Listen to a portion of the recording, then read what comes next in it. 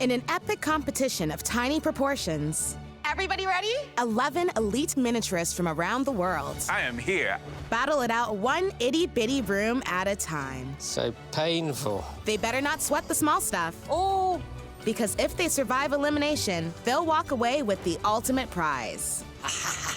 Still, 8 remain to keep their tiny dream alive.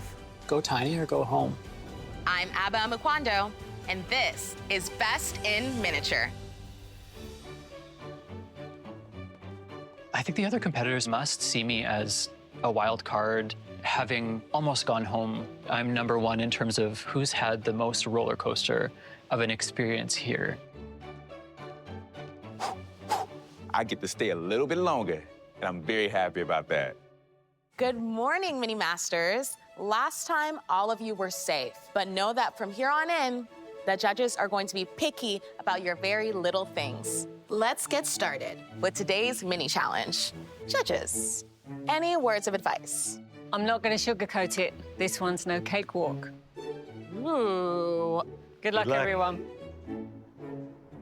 Okay, miniaturists, today you will tap into your inner baking nerd by baking the judges cake. You will bake tiny Edible cakes, which should be iced and decorated. I've made miniature cakes out of clay before, but never miniature edible cakes. You'll be judged on the design and overall presentation of your cake creations. At your stations, You'll find the exact same recipe and ingredients to make your cake.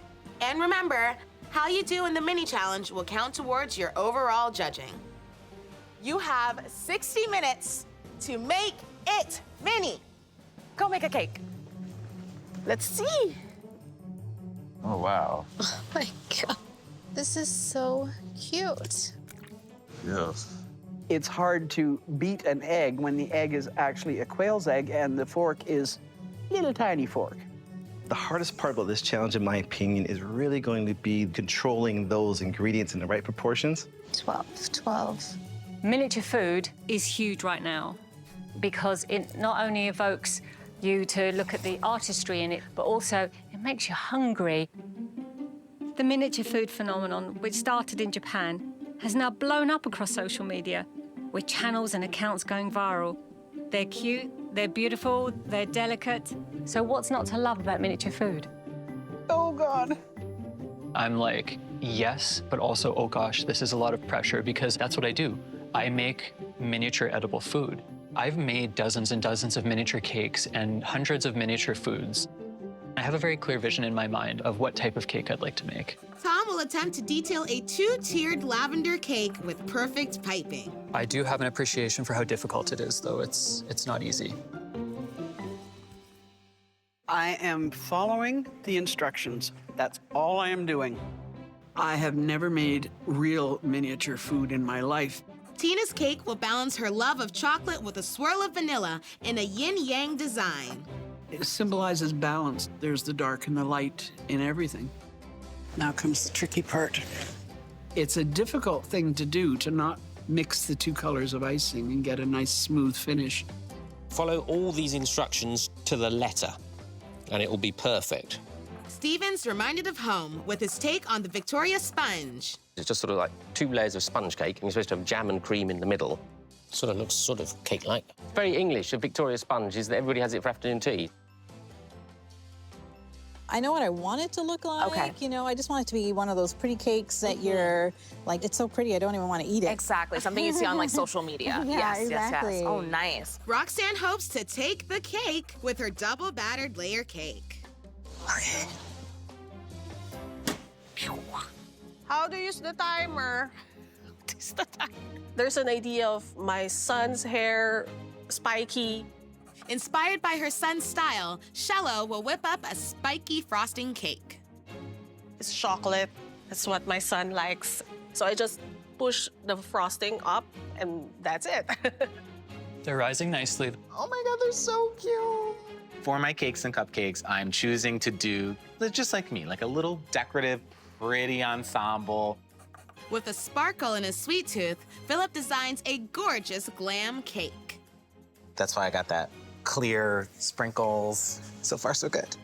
tiny spoon of baking flour. Have you baked before? Do you have baking expertise at all? I do. I stay in the kitchen, but I use bigger tools and equipment. True.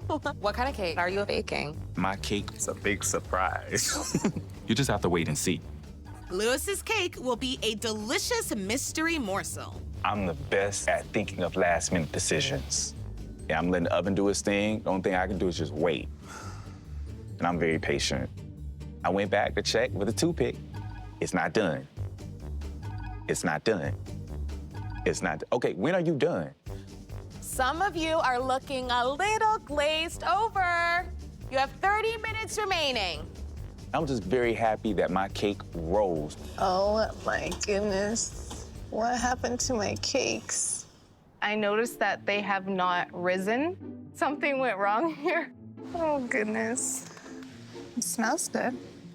With love for detail, Suzette will attempt a delicate red rose cake. I wanted to stick with white and red because I really love that color combination. I feel like this right now is the hardest part because it's just sliding all over and I can't get the lines flat. Did you let it cool enough or? I did, I was fanning it down. I wanted to make roses on the cake with green leaves. This is not working out. When people are looking at miniature food, if they see something familiar, it helps make them recognizable. You want your icing to be smooth, to look even, and that's the hardest part when you're making a tiny cake. Bake it till you make it, people. You have 15 minutes left. Yeah, they taste pretty good. They taste like little sugary delights, which, fun fact, is also my street name in Brooklyn, Sugary Delight.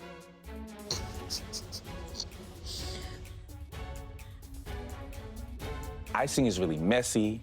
It's everywhere in your fingernails, and I don't like getting messy like that. Mini baking is definitely not for me. 1 minute left. Behind. Excuse me? There's just no time to think further. Looking good, looking cute. Thank you. You're welcome. If I fiddle with that anymore, I'm gonna wreck it. I tried to get fancy with the decorating. The icing is going everywhere. 10, 9, 8, 7, 6, 5, 4, 3, 2, 1. Time's up. Hands up. Here. Let's see whose cakes, well, takes the cake. Please bring your little baked goods to the front, along with your reference objects to ensure your scaling is just as sweet. I feel good about my cake because I didn't try to get fancy. I just tried to make a simple cake, ice it well, and be crisp with my piping.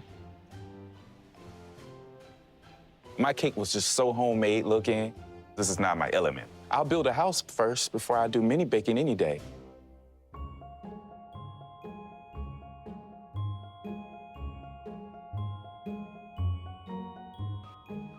Hello. Hello, welcome Looky back, here. judges. Hello. I'm excited, so let the blind judging begin.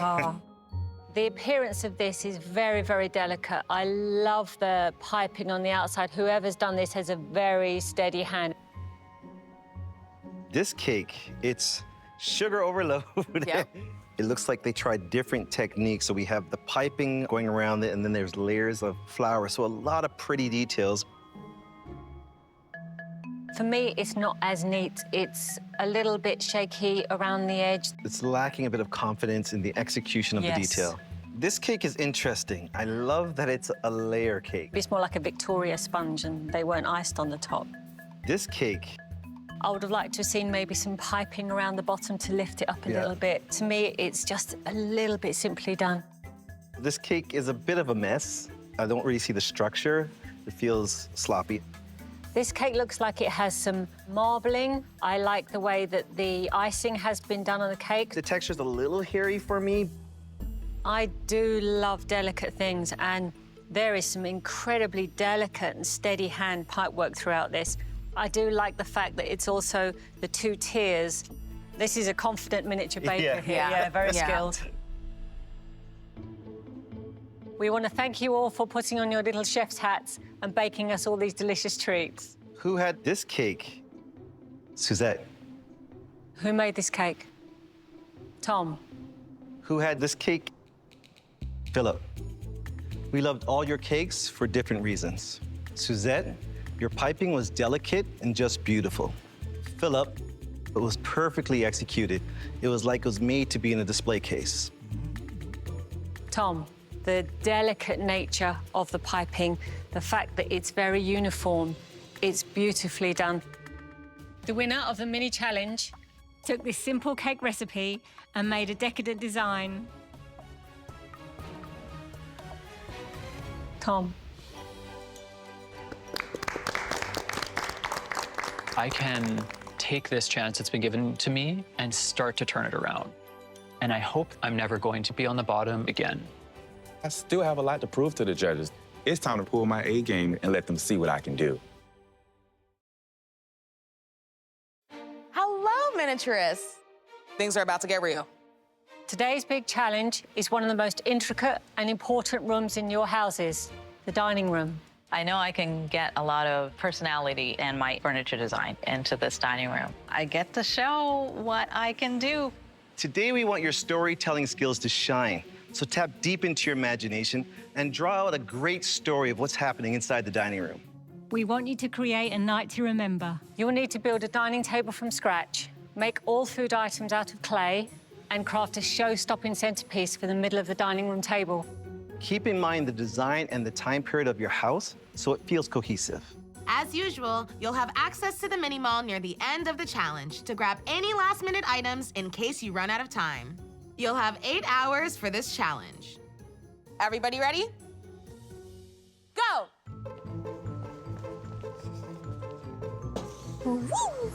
Well, when I was a teenager, I read a lot of fantasy, and one of my favorites had dragons as a major part of it. Nice. So I have been sort of in love with dragons all of my Ever life. since. It's the first time storytelling is mentioned as a component of the judging criteria.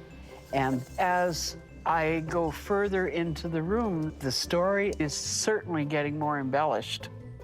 I'll be using a stencil and spackle to create a stone effect on the floor. My dining room continues the Tudor medieval fantasy theme of the rest of the house. It is going to contain a table, 2 chairs, 2 benches, candle-stained walls, and a stone floor. My centerpiece is the dragon's egg lit up by candles on the inside. It's a happy hatching party because the dragon has just hatched, and in fact, the dragon egg has become the centerpiece. It's a simple room in a simple time. It won't have a lot of bells and whistles, but it reflects my story. And voila, starting to look like a room.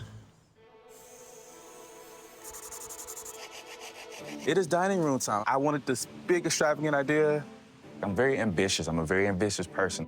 My plan is to make something colorful, beautiful, and enough to impress the judges. It's Easter in my dining room, and there are gonna be kids painting eggs. It's gonna be really colorful. I'm gonna have a colorful table, colorful chairs, a chandelier, and you're also gonna see a bunny rabbit cake. Last time, I almost got eliminated. Going forward, if I really wanna stay in this competition, nothing should be left untouched. I wanna push the limits a little bit. So many minis to make so little time. My criticism from the last challenge was that my home looks like one of my architectural models. It's too perfect, which I personally don't see the problem with, but okay. And they've tasked me with using some different materials. So I'm gonna have fun and I'm gonna make the dining table a chaotic mess.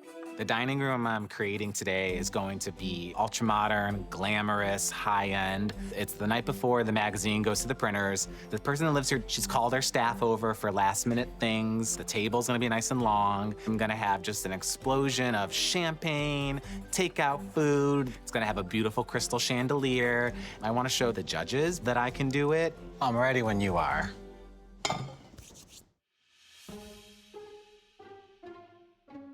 So now that I'm seeing their houses evolve and the other rooms are starting to tell the story of the house, I want to see how that ties into the dining room.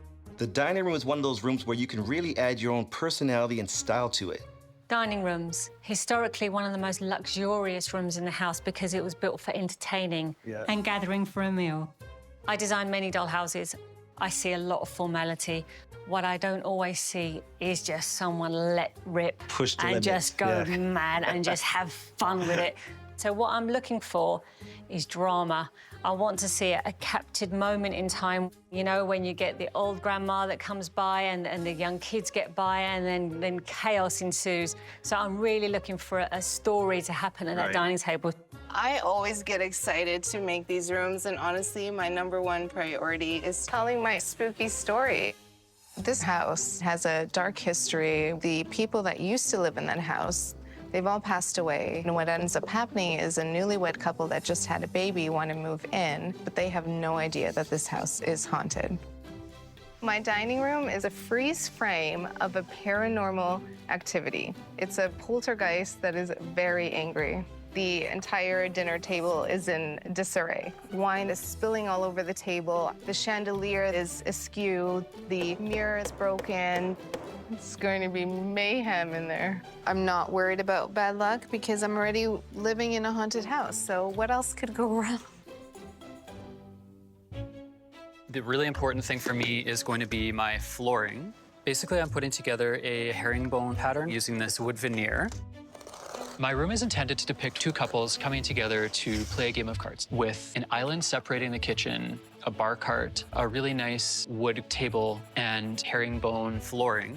Herringbone means that you've taken wood grain, cut it at a 45-degree angle, and then put it together like this, and it creates a nice V shape. Last time, you almost went home. How are you feeling? It's been a roller coaster, you know, because I've also won the last 2 mini challenges in a row, and so I'm feeling like... Yes. I'm feeling like I really want to nail this one. I'm focused on scale, but I'm not going to sacrifice the aesthetic and detail that I really love in my work, even if it is critical for me, this challenge. I have a really strong design idea in my head, and I want to wow the judges. What I'm interested in seeing is how they design and use the space, because proportion is so important for the dining room to look functional. So where they place their table, how large that table is, how much seats are around, that's so important. On top of that, what style of furniture are they creating? I think their personality is really going to shine through in their design. These are the legs to the table. I love the structure of furniture. I love the functionality of it, of course, but also the aesthetics. It's actually inspired by a French designer that was very popular in mid-century modern, and it makes a nice statement in the room. My dining room will feature a mid-century modern dining table, a feature brick wall, and a handmade rug. My centerpiece is a game board. It's just after a holiday meal. You clear the table, bring out a board game, and after a couple of rounds, we bring out traditional Caribbean desserts. I'm kind of proud to show that. I think it's important to show my cultural background in my work, and it's just very natural for me to put those details into my spaces. It's a little bit of a love letter to my family. This is for the table. It will look expensive, I hope. My dining room is going to be modern like the rest of the house. It is going to have a herringbone pattern dining table, a feature wall, and a macaron tower centerpiece. So the scene is like I lured my girlfriends to the party just to eat my surplus macarons inside the fridge. And this is a true story. It's about me. You know me, I'm go big or go home, right? Better finish. Why, hello, Stephen. I was just making some funny sort of like urns out of acorny bits. Back-to-back big challenge wins. How do you feel about that? Well, no pressure. Do you think that the confidence from winning those challenges passes over for your next challenge? I would like to think so. Okay. But I've got a really massive room to fill full of stuff. My dining room's going to be sort of like an 18th, 19th century style. There'll be a handmade marble table with gold legs and handmade chairs and paintings. There's this house on the table, and then there'll be gilded fruit on top of it. The chap of the house has just inherited the museum round the corner. That's what they're sort of celebrating. I've come away from the last 2 challenges winning, and I would love to win again. Pressure, pressure, pressure.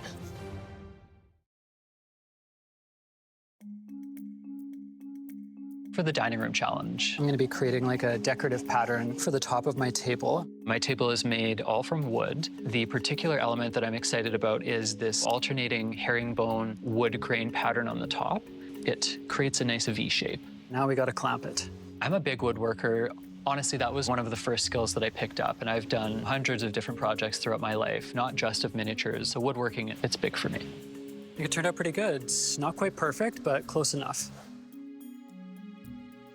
Well, one down. Now we're on to the other table. Now, in this town where they live, there's only one furniture maker, and once he gets a design he likes, everything is made to the same design. In my mind, it's my story. It's what story I want to tell with that particular miniature. Miniaturists, you are halfway through, and I'm feeling a little peckish. Suzette, how are you doing? Hi, I'm good. What are you cooking up? Yeah, we're almost scared to ask. Content We're having first. regular people food. Okay, good. I am making steaks, Okay. mashed potatoes, Green beans and butter. I feel like it fits with the lifestyle and the year of the house. It looks like she really is making mashed potatoes, doesn't it? Yeah. I just love putting as much detail as I can into something because I think that the details are what makes the pieces come alive. Making the steak, I am using colored clay. I take a bit of red clay with white and I mix them together, and then I end up doing that again so I have a lighter color, and then start slicing so there's a nice color gradient to it. The more I'm doing it, the more I'm thinking, oh wow, this actually is starting to look really good. I'm making macarons, colorful ones, and lots of them. This will also serve as my centerpiece, the macaron tower. So the story is, there's this girl who doesn't stop making macarons, and her fridge is full of macarons already. There are lots of macarons on the table. Oh, this is tedious. Why am I doing this to myself? It's really, really tiny. I just want the judges to notice the macaron tower. This is all I'm gonna do today. I need some window coverings right now. You need fabric, you need a little iron and some heat, and you need some hairspray, of course, just to get the wrinkles out first. Last challenge, I was sure I was gonna get eliminated. even though the judges say that I'm a little ambitious, I feel like I gotta bring it. I'll be covering most of the windows. The window treatments are important because it just gives it a signature look, like it adds something extra to the room. I have a nice grand house. Really needs to have trim, you have to have drapery, you have to have window treatments. And I'll fold. Next piece, same process. I want it to look really, really nice. I want it to really impress the judges. I'm able to get my trim together. It's a lot of stuff I have to really paint, because the last time the judges picked on me because my rooms were not neat. So I'm making sure everything is neat. Did you see how my eggs came out? It came out like, you know, brown bread, and that's not the look I'm going for, so I'm gonna have to do something creative with this, but that's okay. My thing is building, not baking. Knock, knock. Hey, Roxanne. How you doing, Roxanne? Good. How you guys doing? Good, good. Very curious to see how it's going. Well, you know, it's going. I'm just gonna place some traditional Caribbean desserts. Nice. What kind of dessert? You got me curious now. Black cake. Black cake. All right. Okay, I'm staying. One of my favorite. Black cake is actually rum cake. Let me be a little biased on this one. My parents really did a good job in making sure that my brother and I have a connection to the Caribbean, whether that was through food or music. I just love to bring that culture into my spaces. How are you for time? Are you under the gun? Are you? Always under the gun, but it's gonna get done. It's gonna get done. Love it. Bananas, bananas. I'm making bananas for my centerpiece. The centerpiece is supposed to be a sort of like a colonial house, and then it'll have gold fruit over it, sort of like pineapples and bananas and coconuts. I will gild them, actually use some gold leaf. Gilding is putting a special type of glue on the surface you're doing. It's supposed to go tacky and then actually use gold leaf and sort of like fold it round. And it just gives it a bit more sort of oomph than painted gold. It's sort of like an 18th, 19th century thing, just to show that you've got money and how exotic your tastes are. It looks marvellous. Oh, I've never done stained wood before. This is kind of fun. I'm gonna do a big wood feature wall, because that's a big focal point of showcasing how I'm using different materials and going outside of my comfort zone. I'm always pushing myself. You know, I live in New York. It's achieve, achieve, achieve. I don't think I'll ever feel successful until I'm looking out like a plate glass window on the 50th floor somewhere. That turned out beautiful. Look at that, a whole new material I would have never, ever used. Yet again, I do feel like a mad scientist. My centerpiece is an essential oil diffuser that I'm going to blow from glass. Putting a number of glass-blown pieces in this room is going to give it a certain materiality that I don't know that anybody else will be able to replicate. It will be a chance for me to showcase something that sets me apart a little bit. I'm next to Tom on this challenge. I've been next to Tom before on the first challenge, so I don't know if that's good luck or bad luck. It looks like he's making miniature glassware, which I respect for the craftsmanship. I don't think blowing 3 hours on it in an 8-hour challenge is a good strategy, but I'm happy to let him torch his little challenge away. I look right over at Tom, I'm like, oh my gosh, I gotta step my game up.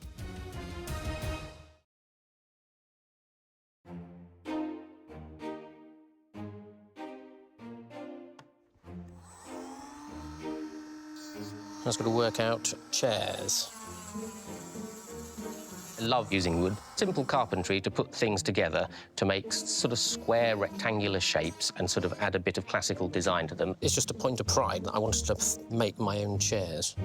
There is an accomplishment in making something that was a pile of wood and bits into something that looks like something else. I'm very comfortable because it's all things that I think I can do. It was always in my head to make a table and chairs, so I'm doing it. Hurrah.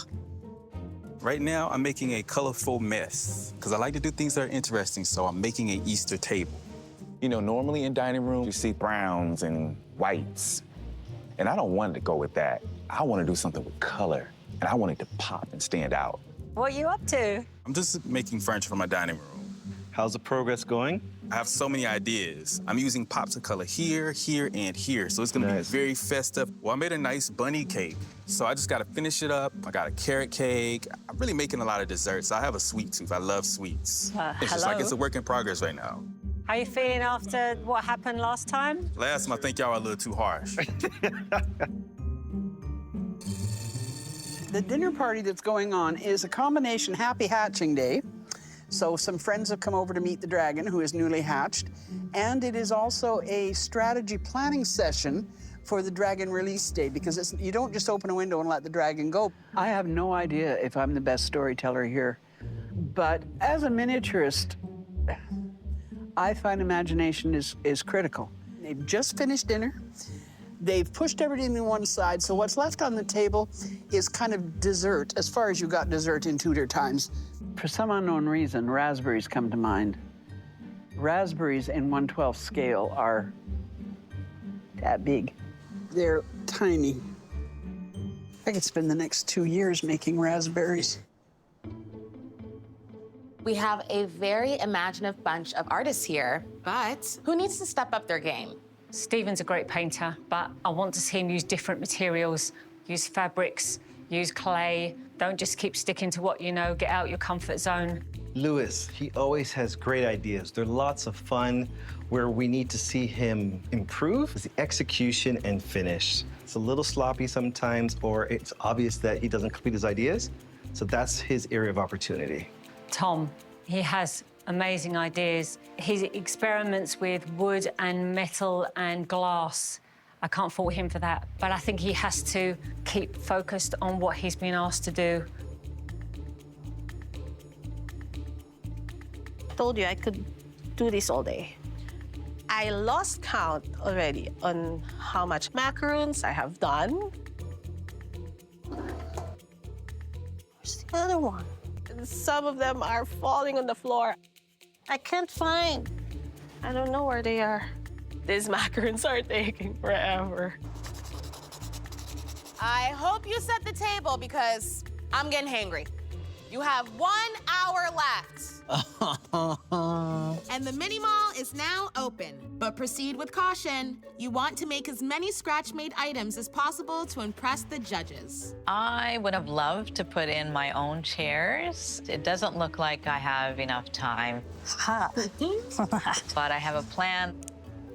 I have always loved restoring furniture. I want to add some webbing, some kind of rattan treatment to the back. I want the judges to see that skill set that I think shows through in my miniatures. Okay, that's my pattern. I'm gonna paint these. Okay, that's good.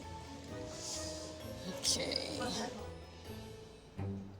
I try to avoid shopping too much in the mini mall just to show the judges that I can make the majority of it by hand, and I don't want to use it as a crutch.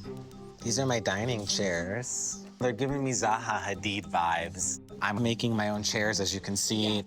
And considering these are all handmade and none of them wobble, that's a feat in its own right. One thing I hate is a wobbly chair, okay? I think it's very clear that I am a planned out, methodical type of person. It's just faster to knock out one item at a time and just do them in sequence. Henry Ford had something going for him, let's just say that.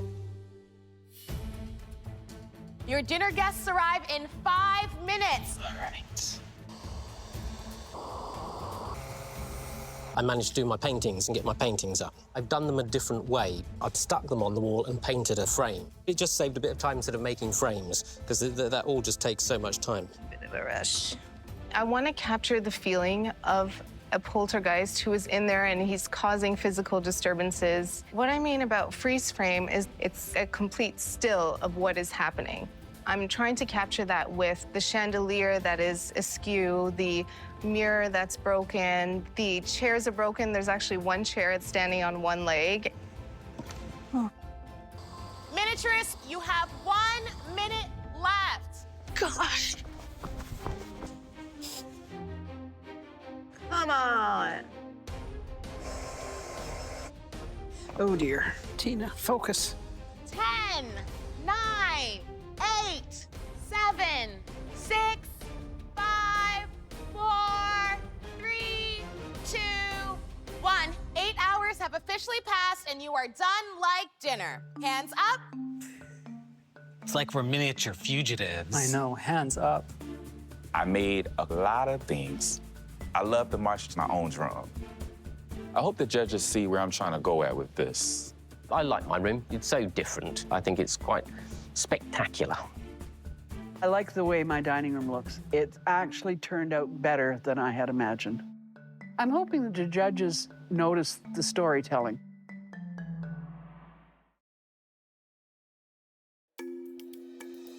I have so many memories of my parents and grandparents having people over to play cards and sharing food. It's the kind of environment that I think is really special.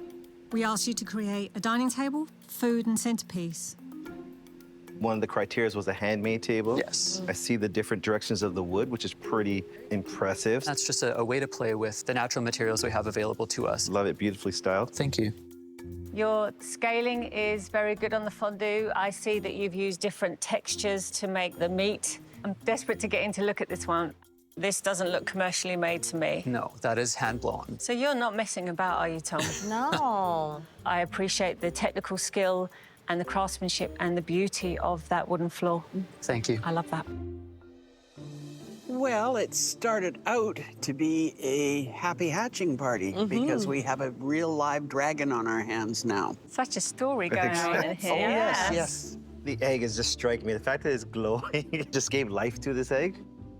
It looks like there's a lot of handmade pieces in here, which is made out of the wood. Yeah, so the table, both benches, and the other table under the And this window one there. and the sideboard were all handmade. The raspberries, they're very finely made. The scaling is very good on them. Very difficult to do. Really well designed. So the theme of this is that it's the night before the magazine goes to press. Right. Everyone had to be called for last-minute edits. I get the story. Even without you telling me, I see it. The complexity of your chairs and the tables clean and beautifully styled. The lighting gives it an atmosphere that I really love. It just gives it that touch of elegance and sophistication. The last time we saw you, I challenged you to use different materials, and you have done a beautiful job of that. There's some wood on the walls and that nature in the house. I also like the different textures, from the acrylics to the leathers to the woods. I love that touch of warmth in the house. My theme, I wanted to bring the springtime in. I also love Easter. So what I've decided to do is make a very, very, very colorful dining room. We got the eggs about to be painted, and we have a marvelous cake, this giant Easter Bunny cake. All of that is made from polymer clay. I love the animated feel of that cake. It's fun. I would say that I know that you painted some of the furniture to coordinate with the theme of Easter. You have the neutral colours with everything else, and I'm not sure that was cohesive with what I kind of see as the rest of your house. So that did throw me a little bit, I have to say. It's not just the use of color, but how you interjected the color. This dining room marks a time after the holiday meal has been delivered. Wow, I can smell the room almost. Yeah. I'm really blown away by the little sparkles and the textures. Very nice, yeah. One of the things that's really drawing me is that you have got the chairs from the mini mall and really customised these. The fact that you've painted these and add this touch of wicker, it really ties in with the whole theme of your house. I think it's beautifully made. I'm hosting a dinner party for my girlfriends. I lured them over to finish my macarons inside the fridge. Got you. I love this tower. This is my centerpiece as well as my food. Does it come out? Can I pick it up? Yeah, can. The scaling on that for me looks absolutely perfect. And that is a centerpiece. I noticed the table has some very interesting details. It's made of wood, and then I made a herringbone pattern. Right. And then I put a resin in it, so it's kind of transparent when there's light. I asked you about the coloring because I'm losing a bit of the detail, so maybe you didn't need that. There was enough going on. Whoa. There's a pop of color. That is a bright colour. The idea is that someone's either won or inherited the house in the centerpiece. So someone's having this party with gilded pineapples and bananas and sort of coconuts and things. For your centerpiece and your food, it's all one element. Yes. I will say, I've been spoiled by your presentation of the paintings throughout the other rooms, the beautiful framework and the depth. So when I'm looking at these and they're more painted on frames on the walls, it feels a little different. One of the things I would like to see you push yourself on is the use of different materials. I know you're clever with wood, but fabrics, I'm going to push you. Oh, right, OK. I'd like to see some softness, elements of softness, sculptured softness in here. Yes, so no, fair enough. I'm pushing other people. I'm going to push you as well. Well, it's a competition. I'm almost too scared to ask you about the story. It seems to have evolved. The house is doing what it does best, which is terrorizing its inhabitants. I wanted to recreate a freeze frame of an active poltergeist activity. So things are moving around, you know, the chandelier is upwards because it was swaying. I think you captured that, definitely. Thank you. The freeze framing of everything is awesome. The angles are incredible. Your table, handmade.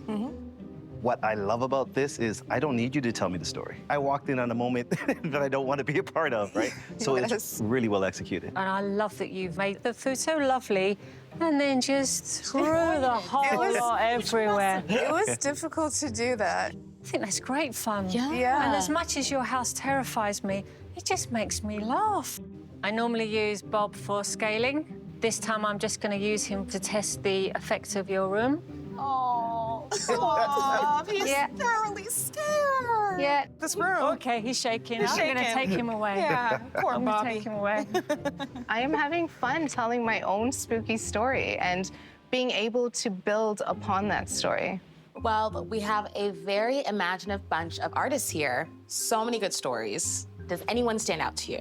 Suzette. She's a wizard at really sculpting fine furniture and then creating this visual story. Her use of the space, the way she's stylizing everything, the drama that she's creating in the placement of her furniture, that was rewarding for me to see that there was another level to what she could do. Philip, I'm loving his attention to detail. The more you look, the more that you can see. The detailing I liked was his magazines, where he said, oh, they come over to do some last-minute editing, and you can see them all arguing over it, and they have a bottle of champagne. I love it. It's just fun. Tina, what I really enjoyed about her dining room is it was very spacious and open, which was risky, but what she did fill it with was so well-crafted. The characters there, yeah. the elements of the story, the humor is there. She really pulled it off. So nice job, really nice job. And who missed the mark? Lewis's cake in the mini challenge didn't impress us. And his space had a story that seemed to fall flat. It was pretty weak. You don't paint your furniture a different color to add color to a space. You bring the colors in with accents. I've seen some beautiful work from Stephen, but on this room, the green was just overbearing. With the ceiling height like this, there was a lot of artistic opportunity to break this up. He could have done more, but he didn't.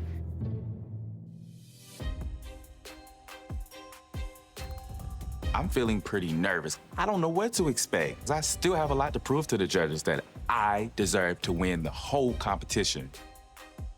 I'm freaking out a little bit about this. I really want to show the judges that I've taken their criticisms to heart. And even if I go home at the end of this challenge, I can go home with my head held high.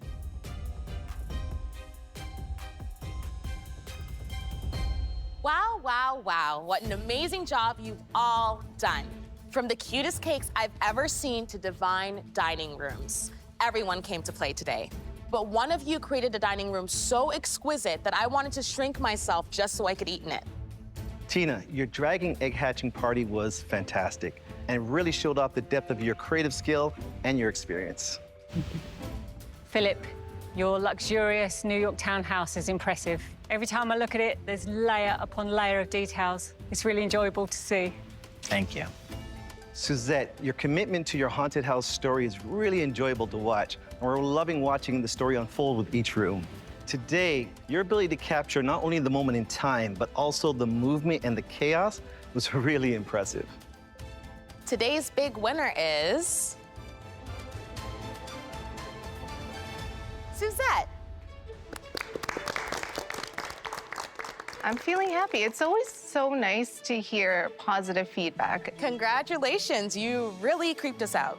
Thank you so much. Your handmade elements and your attention to detail are perfection. Suzette, I'm really enjoying watching you execute your skill. I'm truly having fun with what I'm doing, and every single day that I'm here, it's exciting. Now for the hard part. Unfortunately, one of you will not be continuing on with us in the next set of challenges. I'm sad to say that the artist who will be going home is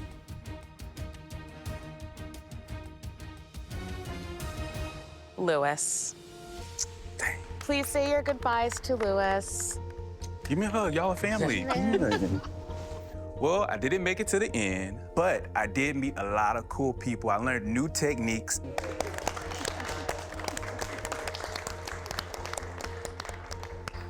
Even though I didn't win, it's okay, because I got something bigger and better in store. And remember my house? I'm gonna build that when I move to Atlanta, Georgia. Just watch me.